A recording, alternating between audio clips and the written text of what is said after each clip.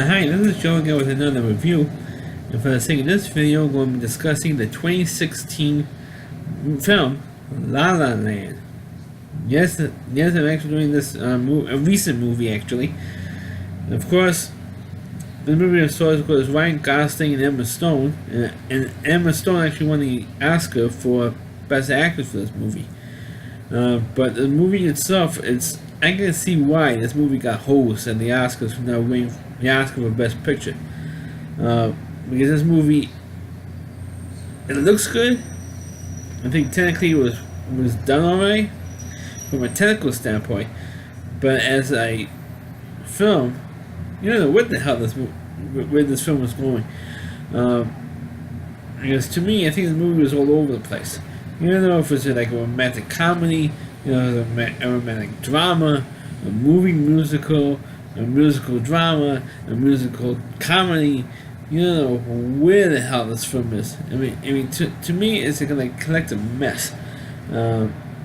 Technically it's done well, but as a movie musical, I think it's trying too hard to make a modernized musical comedy drama. And on one hand, I can see why I got 14 nominations, and I think most of the awards it was nominated for was from a technical standpoint.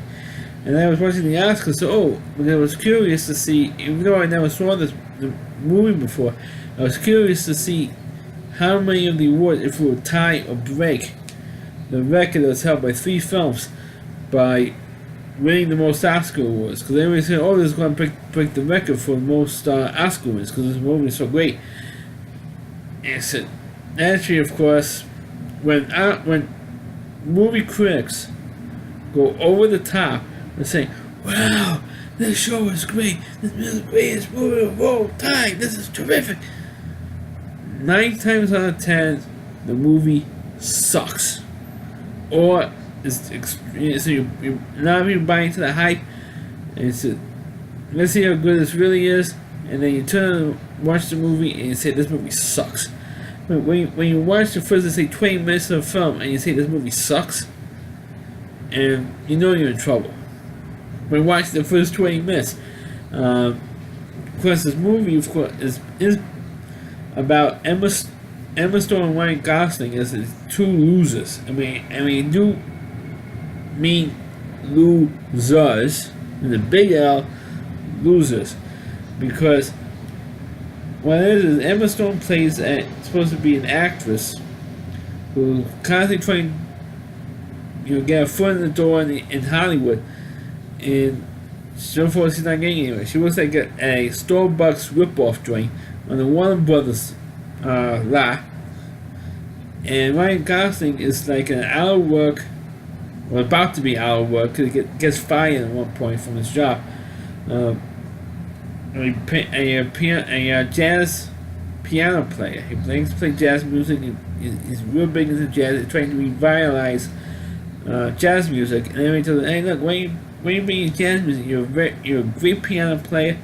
You don't need to go into jazz, because jazz is a dying art form. And everybody's saying, even John Legend, who makes an appearance in this movie, he said, look, I appreciate trying to revitalize jazz, but nobody gives 2 cents about it. And so what happens is that these 2 losers actually get together and actually fall in love. And the scene when they fall in love and do a dance sequence, that was fine. I mean, the several sequences that you could sweep you away because it's done well. The chemistry between Ryan Gosling and Emma Stone is fine. I mean, don't have a problem with the two actors. I know the on-screen chemistry is fine, but when I watch this movie, I don't give 2 shits about these two actors, the 2 characters. For me, for a movie to win an Academy Award for Best Picture, you have to act. For me, anyway. And I mean, I'm a little old school. You have to actually care about these characters. That's what makes, compared to Titanic here, but that's what makes Titanic so good, is that you actually cared about these 2 characters, 2 main characters. In La La Land, and I'm like, I don't care if these 2 guys are successful, because they're going to fall in love, which they do at one point. And of course, what happens is, of course, the Emma Stone character said, okay, so they're not getting successful at the auditions, getting tired of knocking myself out, going to auditions, and not getting the job. I'm sick of it, I'm tired of it. I'm going to do something about it. And what she ends up doing is writing a one-woman play for the Storm. And she goes all the trouble to take the time to write this one-woman play and to rent the theater out. I don't know how in the world she gets the money to do it. And she's working in a coffee shop, like I mentioned earlier, a Starbucks ripoff. Gets the money, rents the movie theater, and the play bombs, big time. You only have you count on one hand how many people actually showed up, and so you thought that she didn't want to get anywhere. And meanwhile, one of the few people who actually went to see the show, was a casting director for this movie.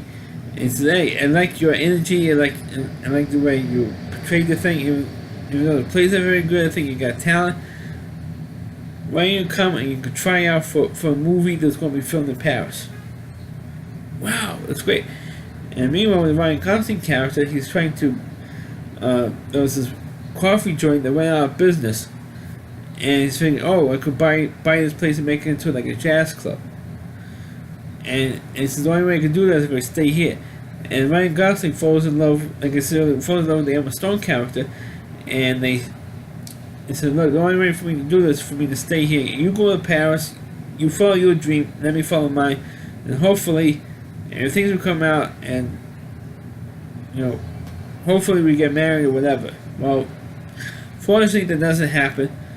5 years later, 5 years goes by, and the Emma Stone character gets married and has a kid. Now she's a successful movie star now. And of course, the Ryan Gosling character gets his dream, opening up a jazz club. He's a success. The club is successful. He's successful, and they see each other and make eye contact, and they did this crazy thing. Like, what would have happened if they went this way, the different direction? If she stayed instead of going to Paris, if Emma Stone would have stayed instead of going to Paris. And so they actually do that for the last few minutes. And I think, what are they doing? I mean, it would have been better if they didn't have that scene in there. And it says, if they meet each other, it says, "Look, I'm married now. I have a kid." If Emma Stone reunited with Ryan Gosling, look, I'm married now. I have a kid.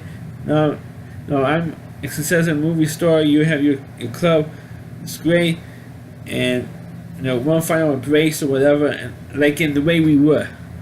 And that's almost kind of like what should have been the ending of this movie, but in La La Land, it's kind of like a way we were type ending. That's what I was looking for. When I saw Emma Stone with her husband and keep going into the jazz club and she sees her former boyfriend, and that's what it should have been, like a way we were type ending, but it wasn't. They did the whole reverse time thing, and which was like really crazy shit. And then you realize that Emma Stone was dreaming. What would have happened if I did this instead of doing this? If I turned left instead of right, or if I turned right instead of left, type thing. And it was really a crazy, messed up ending. And I didn't really care for that. But they made this twist because they had to end in some way, I guess. But there were several parts of the movie that I actually kind of like. And I do actually like the sequence when Ryan Gosling and Emma Stone were in that park, when he was walking her to a car and they do a little dance sequence in the park. Or the other sequence where Emma Stone is singing and telling her life story to these producers when she's trying to try out for the role for the movie that's going to be filmed in Paris. Those scenes were good. Those scenes I actually kind of like, but it was like too many montages. I mean, it's one montage instead of being the story to me was not really a consistent story. I mean, they're trying to make it like a musical, like I said earlier, they're trying to make it a musical comedy, a musical drama, romantic comedy or romantic drama. The plot is like, to me, the plot was like kind of like all over the place a little bit, and that it's not consistent enough to hold my interest all that much. I thought I was actually kind of bored by this movie. Like I said earlier at the top of the review, if movie critics like to overhype stuff, and usually movies they give 3 or 4 stars to usually suck, and a movie that they give like 1 or 2 stars on are usually better than movies they give 4 stars to. I mean, I found that out like 30 years ago, that movies are like 2 stars are sometimes better than movies are 3 or 4 star, or the average 3 or 4 stars in movie movie critics and newspapers or online. Me, I try to be fair with movies. Okay, give a movie a chance. Let's see how good the movie is, and I be my own judge. And I ask all of you to be your own judges with this thing. Don't pay attention to any of the critics, and they just read in newspapers or you read online or whatever. Because most critics, especially the ones who get paid for doing this, I'm not getting paid for doing these reviews, but most critics who get 3 or 4 stars to, you usually get like a little tip off on the side from this movie, like the Wonder Woman movie that came out. In the New York Post, a woman reviewed the movie, and of course she's going to give it 4 stars to that. I mean, duh. I mean, same thing with this thing. I mean, I do like movie musicals, and I have reviewed a bunch of them. So check them out if you don't see them. But at least those movies were at least better than La La Land was. Because at least those movies have a consistent story, and the songs in those movies fill up time in the film. At least they're according to the story. I mean, they follow the story along, on the bridge gaps in the plot holes. If very few plot holes, but they fill in the gaps in those classic movie musicals from the 40s, 50s, and 60s. But La La Land's trying to be like a spoof of the 1940s movie MGM musicals to a romantic comedy that you would get like today. I mean, this movie was like all to me it was like all over the place. And I was actually quite disappointed in it, considering all the hype. And of course, earlier I mentioned that this movie got hosed for the Oscars, because everybody expected La La Land to win. Oh, they has to win. They got every movie that got the 14 nominations at the Oscars usually have won for Best Picture. You have it with Titanic, and you have it with Ben-Hur. I'm not sure how many awards that Ben-Hur was nominated for, but usually when a movie gets at least 10, 11, 12, 13, 14 nominations, well, they usually win for Best Picture. Like I have with Ben-Hur, Titanic, and Lord of the Rings: Return of the King. Those movies got about like 14, 15 nominations. Well, at least the last 2 films, Titanic and Lord of the Rings movie, they got 14. Both those films alone got 14 nominations, which is like a record. And so did La La Land, got 14 nominations. So it tied those 2 movies for the most nominations. But the difference between those 2 movies and La La Land is that those 2 movies were much better films. You know, I wasn't a big fan of the Lord of the Rings movies, but you know, for a technical achievement, it was like a consistent story. La La Land was not a consistent story, and I can see why it didn't win.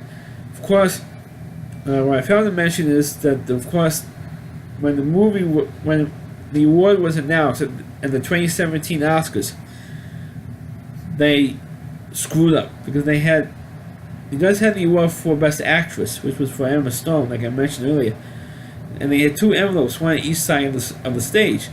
So they got both somehow they got both the second envelope. Ones who were presenting the award for Best Picture. So they came off on one side of the stage, and they're supposed to get the envelope for the Best Picture winner, which happened to be Moonlight. Instead of coming in for, let's say, for stage left, they came in on stage right, and they got the second envelope for Best Actress instead of for Best Picture. So when it was presented, it said, hey, La La Land won for Best Picture. They found out like about 5 minutes later that, hey, they screwed up. the real winner, and it came out when the cast and crew of La La Land was celebrating on the stage. The guy came to us and said, "Hey, they got the wrong envelope, folks. Moonlight won. It was a screw up. Sorry for the screw up, but Moonlight won." And you had the whole cast and crew of La La Land celebrating on the stage at the Oscars, and they came out and said, "Eh." Wrong. It's like the Red Sox when they're celebrating winning the '86 World Series, and they had to play the bottom of the 10th, and we all know what happened. They lost. So this is what that was. It's like premature celebration. They didn't double check if they had the right envelope.